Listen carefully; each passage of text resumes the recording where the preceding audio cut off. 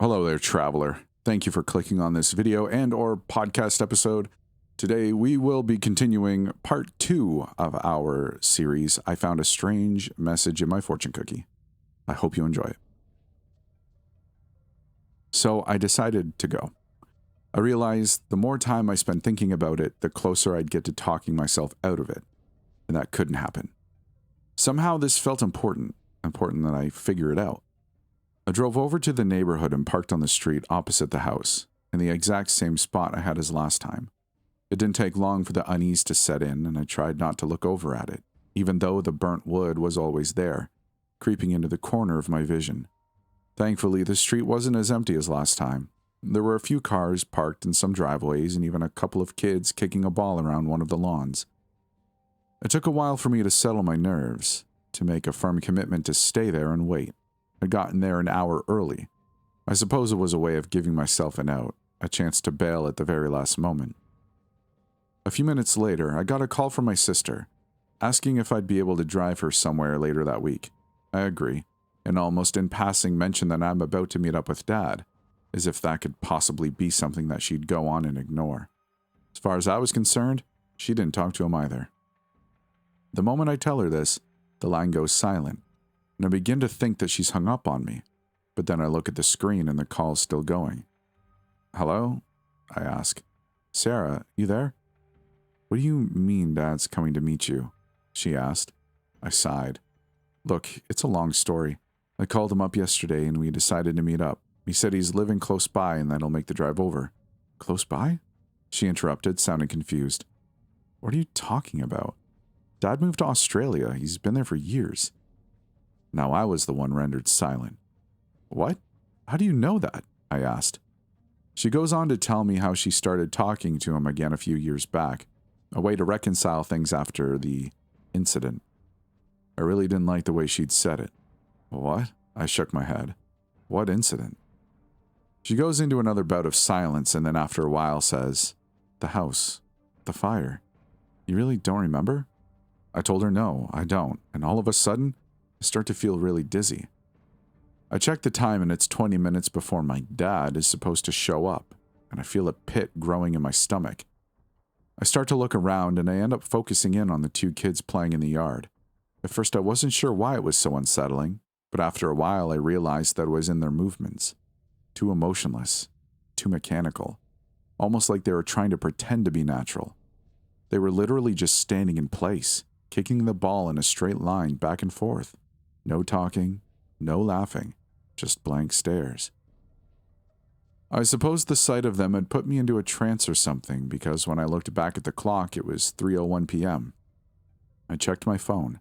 The line had been cut, and it looked like Sarah had tried calling me back a few times afterwards.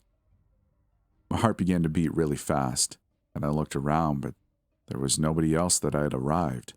I took this as a blessing. I started my car and prepared to get the heck out of Dodge, when I caught movement coming from the corner of my eye. Somebody had opened up the front door of the house from the inside. For a moment I sat stunned. I didn't want to look. I knew that I shouldn't, but of course I couldn't stop myself. Standing in the darkness of the doorway was something tall, something pale, and naked. It had skinny limbs and a box-like torso, but its head was too high up to see, blocked out by the door frame. It stood there for a long time while I tried to find it in me to move. "You need to leave," I kept repeating in my head. "You need to get the hell away." Yet I couldn't. I was basically paralyzed in place. Eventually the person, or whatever it was, moved. It hunched its head while its shoulders stayed in place, and the moment I saw its hanging, grinning jaw, the mouth filled with long, black teeth, I snapped out of it and put my car into drive and sped away. After getting home later that day, I considered my options. Of course, I could just do nothing, forget it all. Never go back to that house or hell, even that town. Never bring it up to nobody. Just cut all ties with the situation as a whole. But somehow that felt like the wrong move. Just a subtle inkling that if I were to try and ignore it, things would become even worse. That something would go out of its way to pursue me.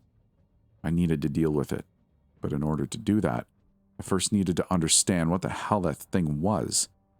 I've always had this suspicion that there were certain things that my mind had been repressing all these years, and that call with my sister had all but confirmed it. It made sense. The lapses in memory, the estranged relationship with my dad. I'd never bothered thinking about it before because life had served as a good enough distraction.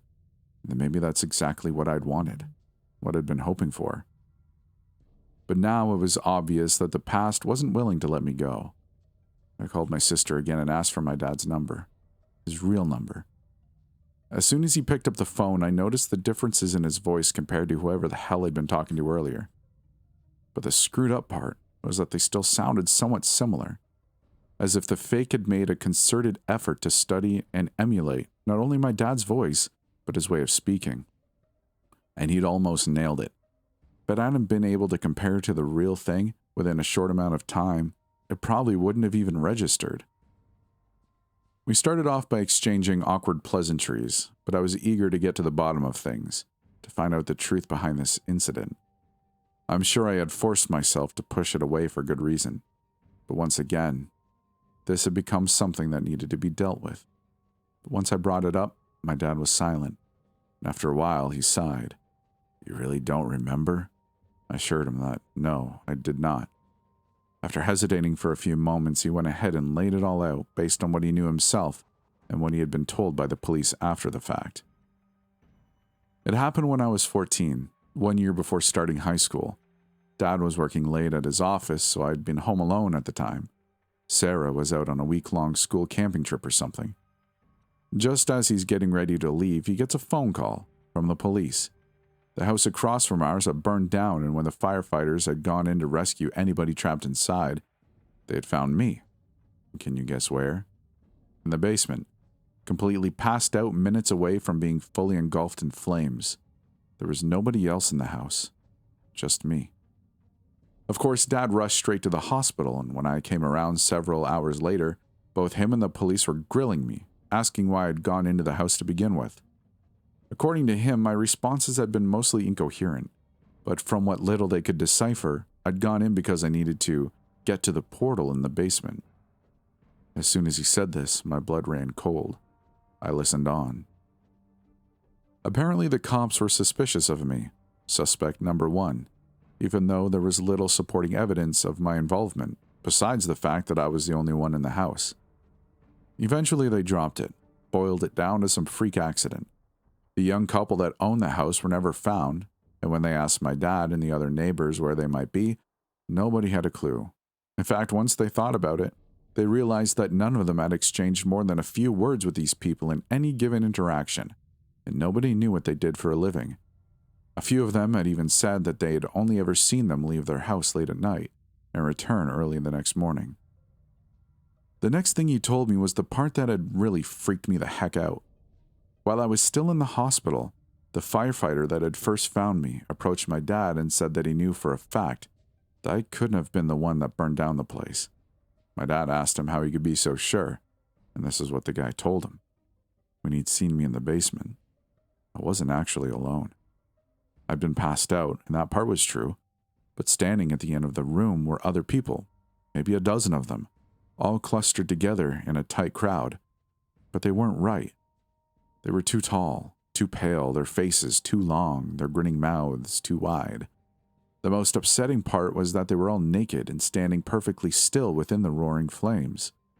For a moment, Jake thought that they might have been lifelike statues. He hoped that they were. He called out to them, "Are you all right?" They didn't respond or move at all, so he felt safe enough to walk forward and grab me, but the moment he did, he could see all of their expressions change in unison, the smiles suddenly replaced by looks of sheer malice. He said it was the first time. He said it was the first and only time he'd ever seen pure evil in front of him. My dad explained. It was in their eyes, a complete lack of soul. Jake then lifted me up and started to carry me away as the smoke began to get suffocating. He thought he saw one of them step forward, but that's when he lost his crap and bolted. I'm not sure I believe it, my dad continued. But I don't know what he'd gain from lying. I really don't. He went on to explain how for the next few days following the incident, I'd been borderline catatonic, wouldn't speak, would barely eat.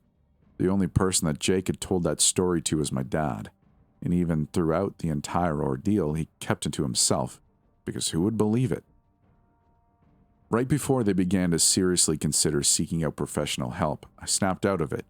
Just like that, no memory of the incident, but strangely enough, I had asked to be sent to live with my uncle, all the way over in a different town.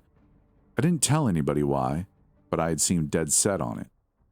I never talked to my dad after that, but in all fairness, he hadn't tried reaching out to me either.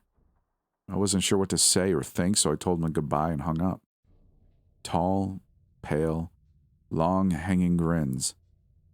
The people in the basement remember you. The more I thought about it, the more I could begin to remember it. The voice luring me in. The stinging heat of the fire. The faces. The strange dancing. The chants. That purple void in the corner. Shook my head. Screw this, I thought. Whatever the hell this was, I wasn't about to be dragged back into it. Called the police and made an anonymous tip. I told them that I had good reason to suspect that there were a group of people running a meth lab in the basement, a burnt-down house a few towns over. I told them that I had good reason to believe that they were armed and violent, to send more than a few cars, maybe even the SWAT. Then I gave them the address. And that marked the last of my involvement with this mess. I won't let them drag me back into it. I won't bite, no matter what they do. I won't look at the children playing out in the field below my balcony. The children that were never there before. I won't answer the calls from unknown numbers. I won't open the fortune cookies that keep coming for me in the mail. I won't let them win. And that concludes our little two-part series. I really hope you enjoyed it. I appreciate you checking out Stories After Midnight. If you liked the video, consider liking it or subscribing, leaving a comment. All these things kind of help YouTube know that this channel might actually be worth listening to. And if you want to do more than that, though, there is YouTube memberships. There is a Patreon. It just kind of helps keep the lights on at night, though it's not that serious.